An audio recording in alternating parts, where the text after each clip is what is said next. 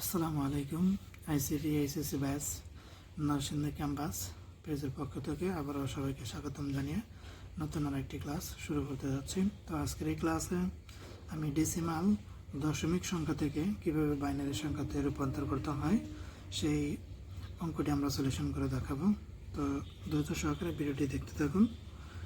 এখানে আমরা দেখতে পাচ্ছি যে দশমিক সংখ্যা মানে বাইনারি দশমিক সংখ্যা 26.3। এখানে আমাদের একটা কাজ করতে হবে। আমরা আগের যে ভিডিও দেখেছি সেই ভিডিওতে বলেছিলাম যে যেই পাশে আসলে দশমিক সংখ্যা থাকে সেই অংশটাকে বাদ দিয়ে বাকি যে আমাদের বৃত্তি থাকবে সেই বৃত্তি দ্বারা কাজ করতে হবে। তাহলে এখানে আমরা এই দশমিক সংখ্যার ক্ষেত্রে দুইটা জিনিস ফলো করতে হবে। এখানে 2 দ্বারা আমাকে এই আগের যে পূর্ণ সংখ্যা আছে এই পূর্ণ সংখ্যাকে করতে হবে ভাগ, এবং দশমিকের পরে যে সংখ্যা আছে সেটাকে করতে হবে গুণ। তো আমরা এটা অঙ্কটি সলিউশন করে দেখাচ্ছি। এই আসলে দশমিক সংখ্যার ক্ষেত্রে এই নিয়মটি ফলো করতে হবে। যদি এখানে দশমিক সংখ্যা থাকে তাহলে এই পাশের অংশ দিয়ে কিছু করলে এটাকে করতে হবে ভাগ, এবং দশমিকের পরে যে অঙ্কটা থাকবে এটাকে করতে হবে গুণ। তাহলে এখানে দুইটা পদ্ধতি ফলো করে আমাদের এই অঙ্কটা করতে হবে। তো আমি শুরু করতে যাচ্ছি। প্রথমে আমরা 26কে ভাগ করে নিচ্ছি 2 দ্বারা, কারণ আমরা জানি যে পাশেটা দিয়ে কিছু করা যাবে না, ওই পাশেটা দিয়ে ভাগ করতে হবে। তো আমরা 2 দ্বারা ভাগ করলাম, তাহলে আমরা এখানে 13 দুগুণে সরাসরি করে ফেলতেছি। 13 দুগুণে 26, মানে ভাগ মিলে যাচ্ছে, ভাগ শেষ কিছু থাকছে না, তাই 0। আবারও যদি 2 দ্বারা ভাগ করি তার মানে 6 দুগুণে 12 থাকবে হচ্ছে 1, সেই ভাগ শেষ 1 লিখে দিচ্ছি। এবং আমাদের এখানে আবারও 2 দ্বারা যদি ভাগ করি তাহলে ভাগ 3 দুগুণে 6, মানে ভাগফল হবে 0, এখানে 0। আবারও যদি আমরা 2 দ্বারা ভাগ করি তার মানে এটার মধ্যে 2, 3-এর মধ্যে যাবে একবার, থাকবে হচ্ছে 1, সেই ভাগশেষ 1। আবার আমরা 2 দ্বারা ভাগ করতেছি, তার মানে 2 এটার মধ্যে আর যাবে না, কারণ এটা থেকে ছোট হয়ে গেছে। ছোট হয়ে গেলে আমরা এই জায়গায় 0 দিয়ে এই একটাকে ভাগশেষ আকারে রেখে দেবো। তাহলে অ্যান্সারের ক্ষেত্রে আমরা লিখবো নিচে থেকে একদম উপরে LSB টু MSB। একইভাবে আমাদের যে দশমিক সংখ্যা রয়েছে সেই দশমিক সংখ্যার ক্ষেত্রে আমরা যে কাজটা করব, আমি এই পাশেই করে ফেলতেছি। এই দশমিক সংখ্যাটাকে করতে হবে, অর্থাৎ দশমিকের আগের সংখ্যা যেটা থাকবে সেটাকে ভাগ করতে হবে, এবং দশমিকের পরে যেটা থাকবে সেটা দ্বারা গুণ করতে হবে। তাহলে আমরা এখানে 0.3 গুণন 2 প্রথম স্টেপ। আমরা এটা কতক্ষণ গুণ করব? যতক্ষণ পর্যন্ত আমাদের ভগ্নাংশ 0 না হবে, অর্থাৎ এটাকে গুণ করে আমরা যতক্ষণ 0 না পাবো ততক্ষণ পর্যন্ত গুণ করব। তাহলে আমরা গুণ চালিয়ে যাই। 3 দুগুণে 6, তার মানে আমি একটা দাগ দিয়ে নিচ্ছি। 3 দুগুণে 6, তার মানে এখনো 0.6 আছে, তার মানে এটাকে আমরা লিখতে পারবো 0.6।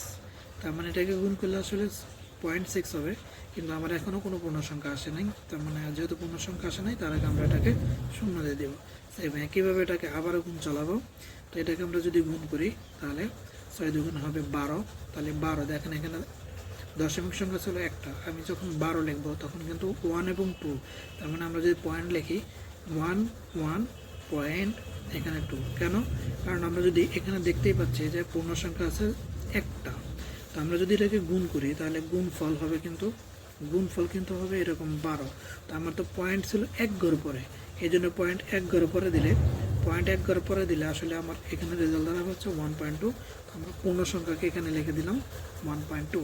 সেম একইভাবে যদি এটাকে আবার আমরা 2 দ্বারা গুণ করি তাহলে এটাকে গুণ করলে হবে 2 দুগুণে 4, মানে 0.4। তার মানে এখানে পূর্ণ সংখ্যা হয় নাই, মানে 0। এরকম আরও কয়েকবার গুণ করব, কিন্তু কতক্ষণ গুণ করব? আমরা গুণ করব হচ্ছে ততক্ষণ যখন আমরা পূর্ণ সংখ্যা পেয়ে যাব, তারপরে আমরা বড় জোর সর্বোচ্চ আর 2 বার গুণ করব। কেননা যে যদি কোনো সংখ্যা পূর্ণ সংখ্যা হওয়ার পরে এটাকে ভগ্নাংশ না হয়, তো সেটাকে ভগ্নাংশটা যদি 0 না হয়, তাহলে আমরা এটাকে চেক করার জন্য বড় জোর আর 2 বার গুণ করে দেখব যে আসলে এটা ভগ্নাংশ 0 হয় কিনা।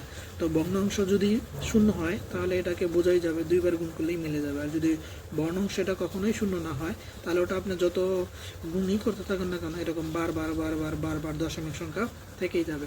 তো আমি কথাটা আবারও বলে নিচ্ছি, আমরা এই ভগ্নাংশের পরে আসলে ভগ্নাংশটাকে কতবার গুণ করব?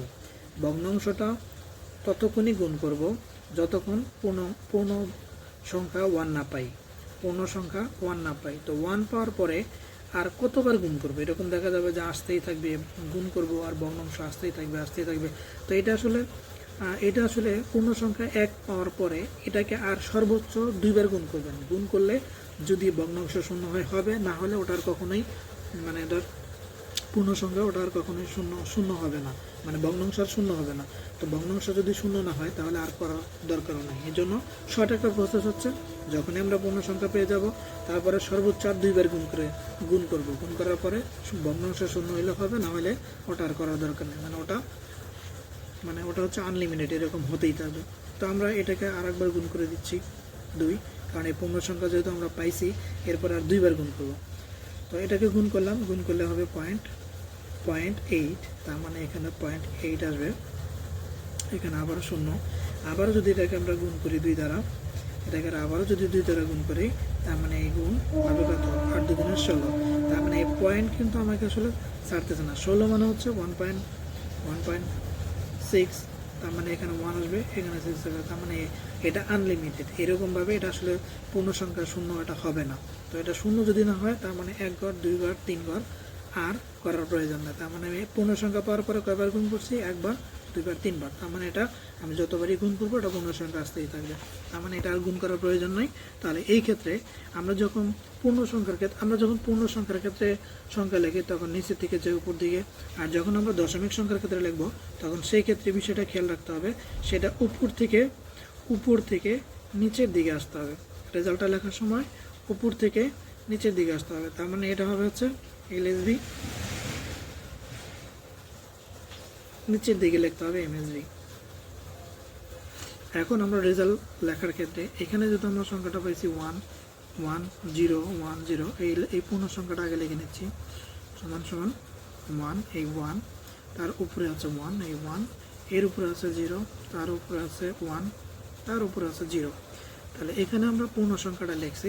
একইভাবে যেহেতু দশমিক সংখ্যা, আমাদের এই যে দশমিকের পরের যে 3-এর জন্য যে আমরা গুণটা করছি, সেই গুণের রেজাল্টটা আমাকে লিখতে হবে। তাহলে আমি এখানে পয়েন্ট দিয়ে নিচ্ছি, উপর দিকে আসতে হবে, মনে রাখতে হবে দশমিকের যে গুণটা হবে সেই গুণের রেজাল্ট লেখার সময় উপর থেকে নিচে আসতে হবে। তাহলে প্রথম আমরা গুণ করছি হচ্ছে 0, এই হচ্ছে 0, তারপরে এখানে পাচ্ছি 1, এরপরে এখানে পাচ্ছি 0, এরপরে এখানে পাচ্ছি 0, এরপরে এখানে হচ্ছে 1।